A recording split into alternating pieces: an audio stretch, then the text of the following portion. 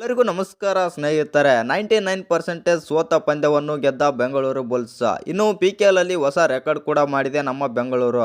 ಹಾಗಾದ್ರೆ ಆ ರೆಕಾರ್ಡ್ ಏನಂತ ತಿಳ್ಕೊಂಬರೋಣ ಬನ್ನಿ. ಅದಕ್ಕಿಂತ ಮುಂಚೆ ನೀವೇನಾದರೂ ಚಾನಲ್ಗೆ ಸಬ್ಸ್ಕ್ರೈಬ್ ಮಾಡ್ಕೊಳ್ಳೋದು ಹಾಗೆ ನೋಡ್ತೀರಾ, ಸಬ್ಸ್ಕ್ರೈಬ್ ಮಾಡಿಕೊಂಡು ಬೆಲ್ ಐಕನನ್ನು ಆಲ್ ಇಟ್ಕೊಳ್ಳಿ. ಹಾಗೆ ವಿಡಿಯೋಗೊಂದು ಲೈಕ್ ಕೊಡೋದನ್ನು ಕೂಡ ಮರಿಬೇಡಿ.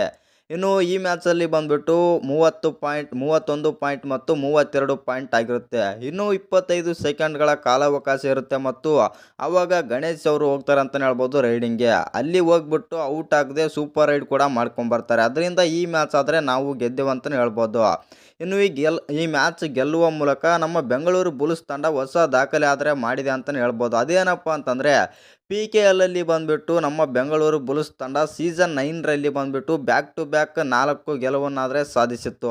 ಇದೀಗ ಮತ್ತೆ ಸೀಸನ್ 12ರಲ್ಲಿ ಬಂದುಬಿಟ್ಟು ಅದೇ ಥರ 4 ಬ್ಯಾಕ್ ಟು ಬ್ಯಾಕ್ ವಿನ್ನೊಂದಿಗೆ ಮತ್ತೆ ಈ ರೆಕಾರ್ಡ್ನ ಅಂತ ಮೇಂಟೈನ್ ಮಾಡಿದೆ. ಒಟ್ಟಿನಲ್ಲಿ ಹೇಳ್ಬೇಕಂತಂದರೆ ಈ ಮ್ಯಾಚ್ ಅಂತೂ ಸಖತ್ತಾಗೇ ಇತ್ತು. ಇನ್ನು ಈ ಮ್ಯಾಚ್ ಬಗ್ಗೆ ನಿಮ್ಗೇನು ಅನಿಸುತ್ತಂತ ಕಮೆಂಟ್ ಮಾಡೋದನ್ನು ಮರಿಬೇಡಿ.